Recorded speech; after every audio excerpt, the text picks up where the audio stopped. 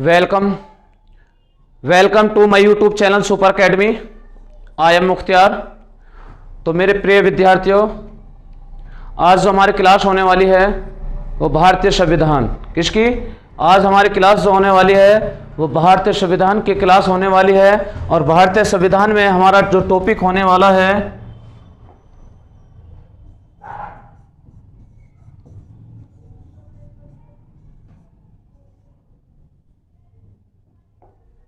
तो आप सभी को पता होगा कि हमारा संविधान का आज का टॉपिक क्या रहेगा। हमारा टॉपिक रहेगा भाग और अनुच्छेद। तो देखिए, मैं आपको समझा देता हूं। मैंने आपको जब संविधान स्टार्ट कराया था तो मैंने आपको बताया था, बहुत अच्छे तरीके से आपको संविधान कराऊंगा। तो मैंने सबसे पहले ये बताया था कि संविधान की मांग कब पड़ी, संविधान की जरूरतें क्यों पड़ी, संविधान की मांग कब से स्टार्ट हुई और संविधान कब से बनना शुरू हुआ।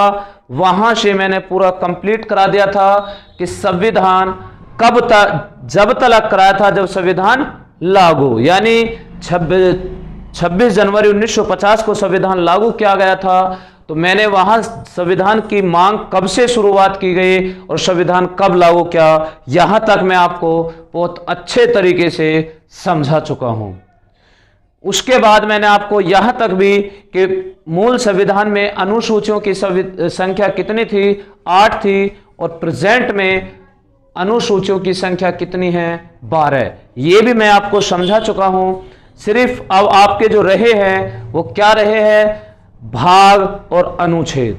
अगर भाग और अनुच्छेद कर लिए जाएं तो पूरा आपका संविधान कंप्लीट हो जाएगा। तो मेरे प्रिय विद्यार्थियों और जिगर के टुकड़ों, आप पेशेंस बनाए रखिए। करा तो मैं दूंगा, बस आप पेशेंस बनाए रखिए, ठीक है। आप धैर्य से पढ़ते रहिए। तो चलते हैं, क्लास को शुरू करते हैं। जो संविधान में अगर हम बात करें भाग कितने हैं, संविधान में जो मूल संविधान था, मूल संविधान में भागों की संख्या कितनी थी, 22। और प्रेजेंट में मूल संविधान में कितने भाग हैं, प्रेजेंट में अगर हम बात करें तो प्रेजेंट में 25 भाग हैं। कितने भाग हैं, प्रेजेंट में 25 भाग हैं। ये तो बात समझ में आ गई होगी। अब इसी के बाद अगर हम बात करें अनुच्छेद, क्या, अनुच्छेद, जिसे हम आर्टिकल्स बोलते हैं, आर्टिकल कहते हैं। तो देखिए, मूल संविधान में अनुच्छेद की संख्या 395 थी और प्रेजेंट में अनुच्छेद की संख्या कितनी है, तो प्रेजेंट में हम कह सकते हैं 465 प्लस। कितने, 465 प्लस। या हम ये भी कह सकते हैं कि अगर हम एक्चुअल में संख्या बताने लग जाएं तो 470 आर्टिकल हैं, ठीक है। तो बहुत ही अच्छे से मैं आपको समझाने वाला हूं, बस ध्यान देना और बराबर नोट्स बनाते रहना। किसी भी पॉइंट को छोड़ मत देना, ठीक है। किसी भी पॉइंट को छोड़ मत देना, बराबर नोट करते चलना। तो चलें अब।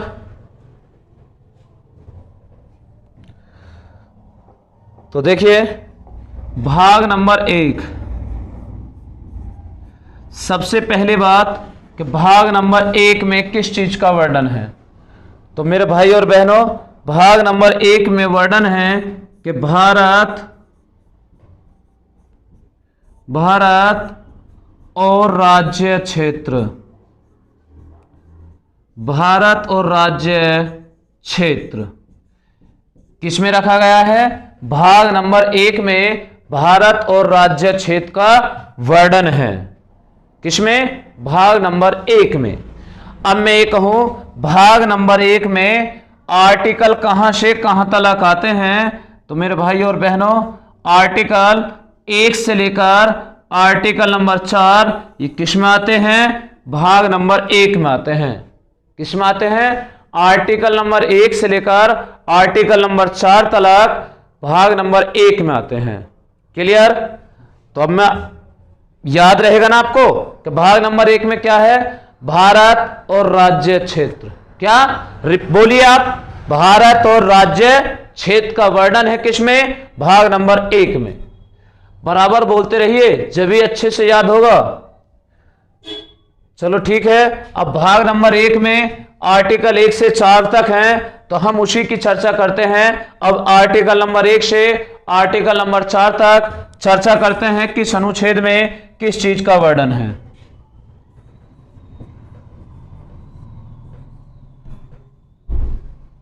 तो अनुच्छेद नंबर 1, अनुच्छेद नंबर 1, अनुच्छेद नंबर 1 में कहा गया है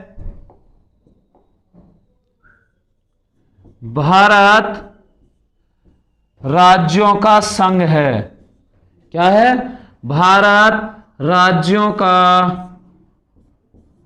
संघ है।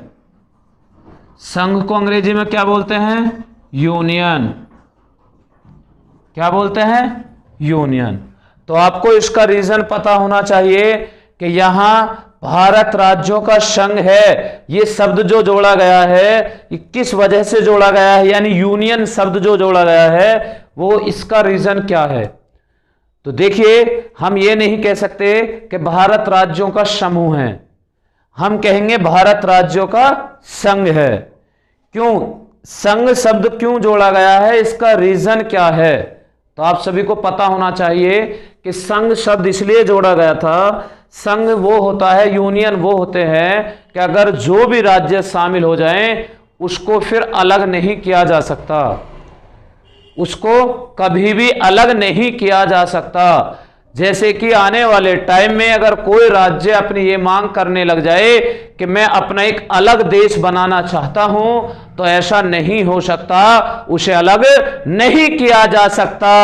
तो इसीलिए यूनियन ये एक शब्द जोड़ा गया है। बात समझ में आ गई होगी बहुत अच्छे से। अब हम बात करें कि भारत राज्यों का संघ है, तो इसमें कितने राज्य और कितने केंद्र शासित प्रदेश हैं। तो प्रेजेंट में स्टेट की संख्या है 28, 28 राज्य है। और अगर हम बात करें 8 यूनियन टेरिटरी यानी 8 केंद्र शासित प्रदेश। क्या 28 राज्य है यानी स्टेट और 8 यूनियन टेरिटरी यानी केंद्र शासित प्रदेश। बात समझ में आ गई होगी। अब अनुच्छेद नंबर 2 पर चलते हैं। अनुच्छेद नंबर 2 में किस चीज का वर्णन है, तो अनुच्छेद नंबर 2, तो देखिए अनुच्छेद नंबर 2 में किस चीज का वर्णन है।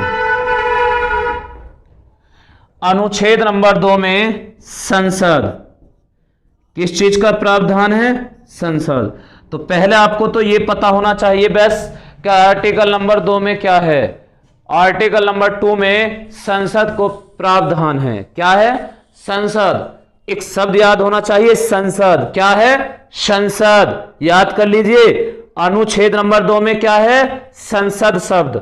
अब ये संसद शब्द है, तो संसद को क्या अधिकार दिया गया है, तो संसद को यह अधिकार है, बाद में नोट करना, पहले ध्यान दो। संसद को यह अधिकार है अनुच्छेद नंबर 2 में कि भारत किसी भी विदेशी हिस्से को अगर भारत में शामिल करना चाहे तो कर सकती है। तो यह अधिकार किसको है, संसद को है। किसको है, संसद को है कि किसी भी विदेशी हिस्से को भारत में शामिल करना चाहे तो वो कर सकती है। यह अधिकार किसको है, संसद को।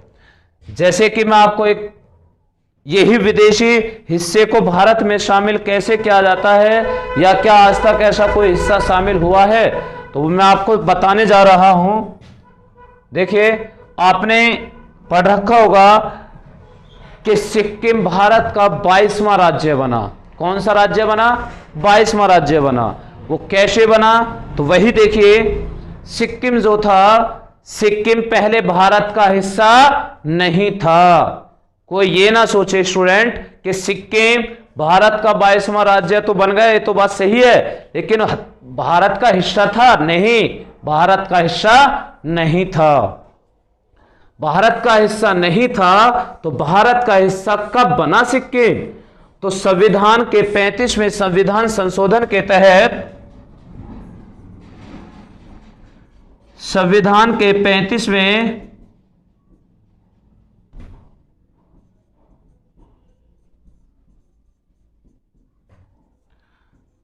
संविधान संशोधन के तहत, संविधान के 35वें संविधान संशोधन के तहत सिक्किम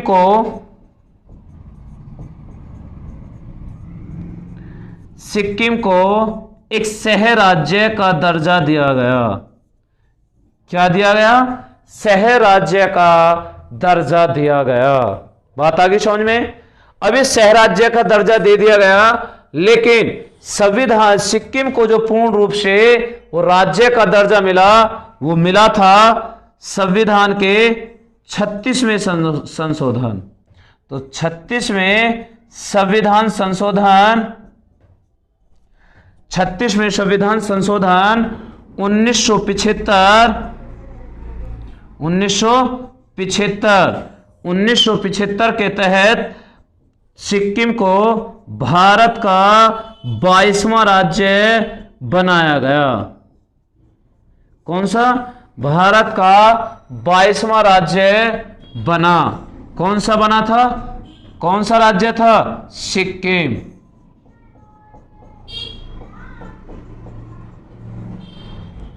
कौन सा राज्य? सिक्किम। बात समझ में आ गई? बहुत ही अच्छे से समझ में आ गई होगी। फिर ध्यान देना, भाग नंबर 1 में क्या है, साथ के साथ याद करते चलो। भाग नंबर 1 में क्या है? तो भाग नंबर 1 में भारत और राज्य क्षेत्र। भाग नंबर 1 में आर्टिकल कहां से कहां तक आते हैं? आर्टिकल नंबर 1 से लेकर आर्टिकल नंबर 4। तो आर्टिकल नंबर 1 यानी अनुच्छेद नंबर 1 में क्या है? भारत राज्यों का संघ है। क्या है? भारत राज्यों का संघ है। तो भारत में वर्तमान में 28 राज्य हैं और 8 केंद्र शासित प्रदेश हैं। अनुच्छेद नंबर 2 में क्या है? तो अनुच्छेद नंबर 2 में संसद को यह प्रावधान है कि विदेशी हिस्से को भारत में शामिल किया जा सकता है। जैसे कि एक एग्जाम्पल के तौर पर संविधान के 35वें संविधान संशोधन के तहत सिक्किम को भारत का एक सह राज्य का दर्जा दिया गया, लेकिन संविधान के 36वें संविधान संशोधन 16 मई 1975 को भारत का 22वां राज्य सिक्किम को बना दिया गया। कौन सा? कब बनाया गया? 16 मई 1975 को भारत का 22वां राज्य सिक्किम को बना दिया गया। बात समझ में आ गई? तो अब बात करते हैं अनुच्छेद नंबर 3।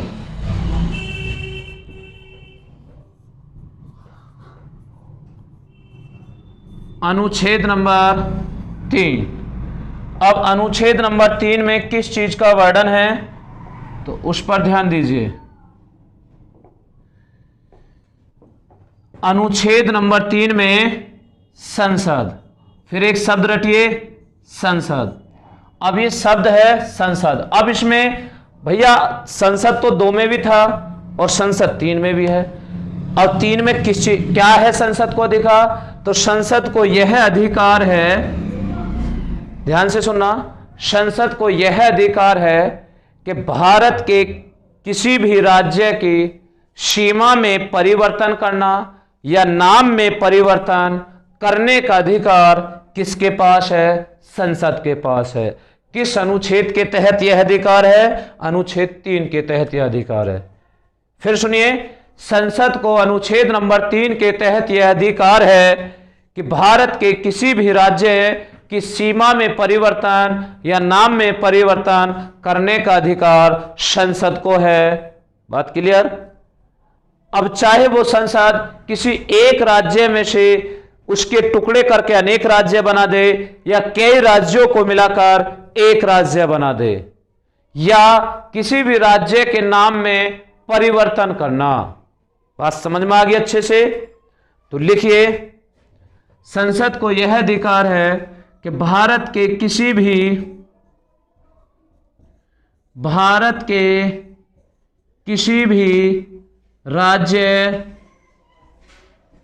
राज्य के नाम व सीमा परिवर्तन करने का अधिकार किसके पास है? करने का अधिकार है किसके पास? संसद के पास। किसके पास अधिकार है? संसद के पास अधिकार है। बात समझ में आ गई होगी। तो 3 अनुच्छेद कंप्लीट हुए। फिर रिपीट करिए, साथ के साथ बिल्कुल ऐसा करिए जो समझ में आ जाए। समझ में तो आशा कर रहा हूं बहुत अच्छे से समझा रहा हूं, बहुत ही आराम से, कोई जल्दबाजी कुछ नहीं, कि ऐसा नहीं कि आए और खिचड़ी पकाई और चल दिए, ऐसा कुछ नहीं, जल्दबाजी में कुछ नहीं। चाहे क्लास 10 की जगह क्लास 9 हो पाए, लेकिन ऐसा हो पाए क्लास ऐसी करनी चाहिए कि जो स्टूडेंट सामने बैठा हो उसको अच्छे तरीके से समझ में आ जानी चाहिए। क्लियर है? जरूरी नहीं कि मैं एक ही दिन में कहूं कि 100 आर्टिकल करा दूं, नहीं, चाहे 10 हो, लेकिन ऐसे होने चाहिए कि बंदा जिस स्टूडेंट ने क्लास ले ली हो वो उसके बिल्कुल कभी भूल नहीं पाए और क्लास में ही याद हो जाए। तो करिए एक बार फिर रिपीट। मैंने आपको लिखवाया भाग नंबर 1। भाग नंबर 1 में क्या है? भारत और राज्य क्षेत्र। अनुच्छेद नंबर 1 भारत राज्यों का संघ है। अनुच्छेद नंबर 2 संसद को यह अधिकार है कि किसी भी विदेशी हिस्से को भारत में शामिल कर सकती है। अनुच्छेद नंबर 3 में यह अधिकार है संसद को क्या? किसी भी राज्य के नाम या सीमा में परिवर्तन करने का अधिकार संसद को है। अनुच्छेद नंबर 4 में लिखिए,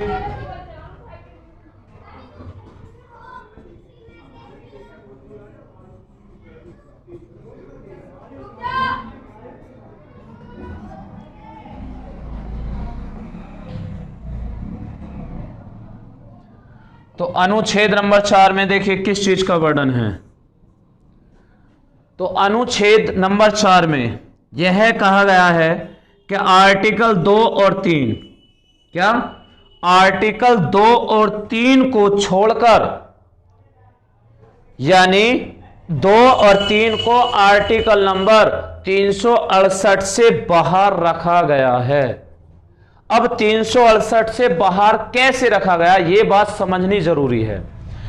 आपको पता है कि संविधान में संशोधन जो होता है वो किस आर्टिकल के तहत संशोधन किया जाता है?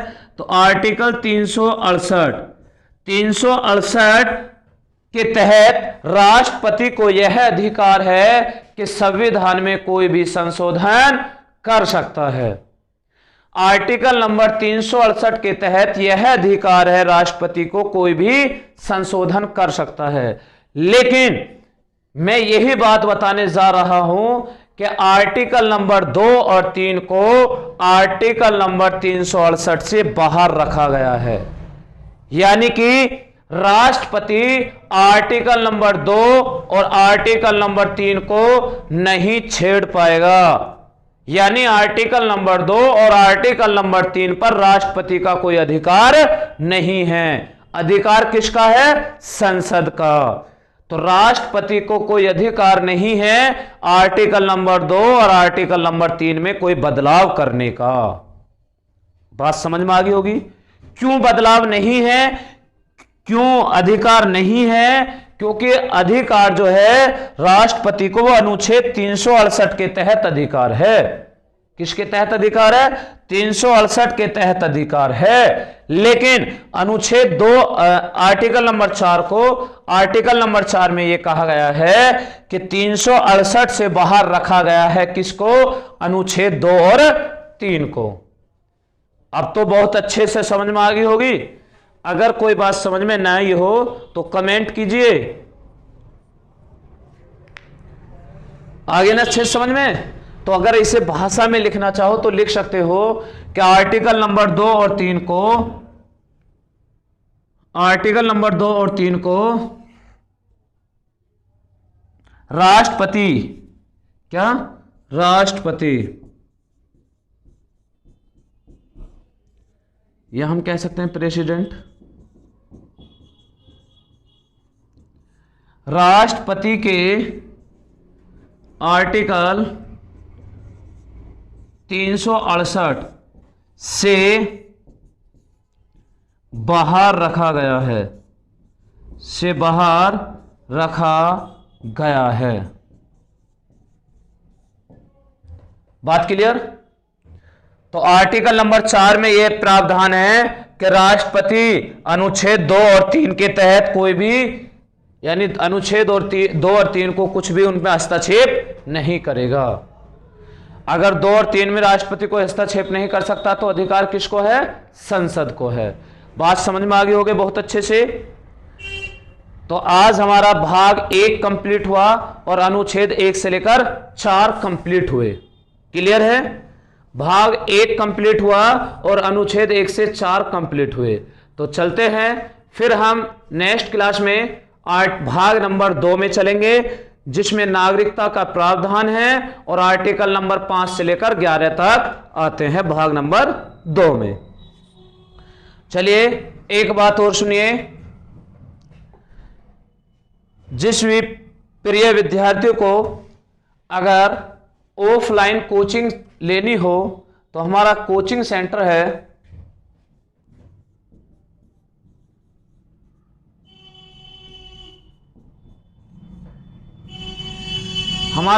सेंटर है सिकंदराबाद में हनुमान चौक।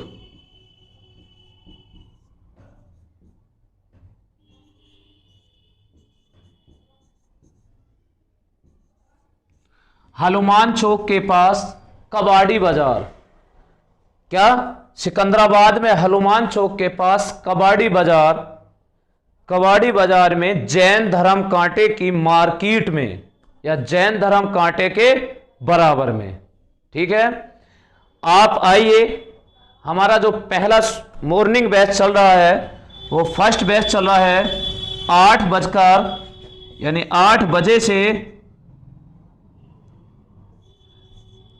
बजे से 10 बजे तक पहला बैच चल रहा है।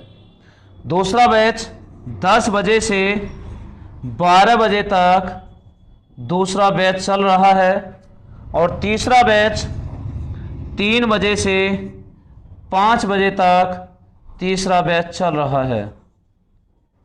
3 बजे से 5 बजे तक तीसरा बैच चल रहा है। तो जिस भाई या बहन को अगर हमारे ऑफलाइन कोचिंग सेंटर में आकर क्लास लेनी हो तो आ सकते हैं। ऐसा नहीं है कि आपको आते ही आपको चार्ज देना, नहीं, आप आइए, डेमो क्लास लीजिए।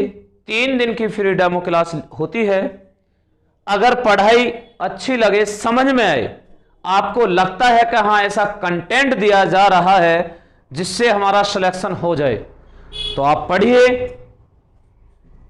अगर आपको अन्यथा ऐसा लगता है कि ऐसा कंटेंट नहीं है, कि इससे सिलेक्शन नहीं हो पाएगा, तो कोई नहीं, आपकी मर्जी है। लेकिन ये दावे के साथ है, जो कंटेंट है, कंटेंट में इतना दम है कि आप उसे पढ़कर जाइए, 100% सिलेक्शन होगा। ये दावे के साथ 100% सिलेक्शन होगा, क्योंकि कंटेंट में इतना ही दम है कि किसी भी कंटेंट में इतना दम है कि ऐसा तो हो ही ना सकता कि सिलेक्शन ना हो।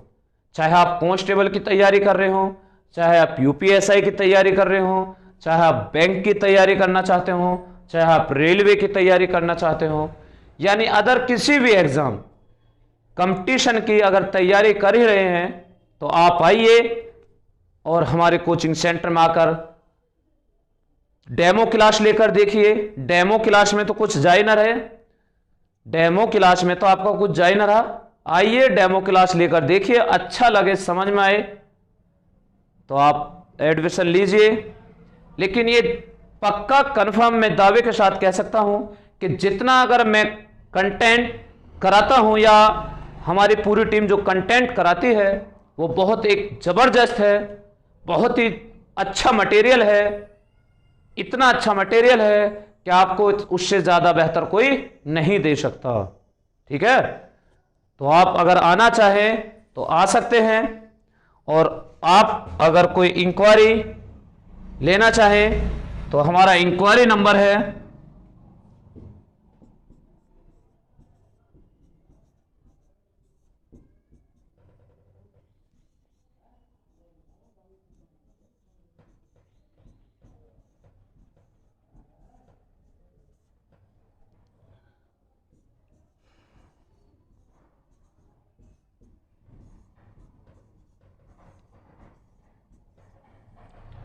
कोई से भी नंबर पर आप इंक्वायरी ले सकते हो।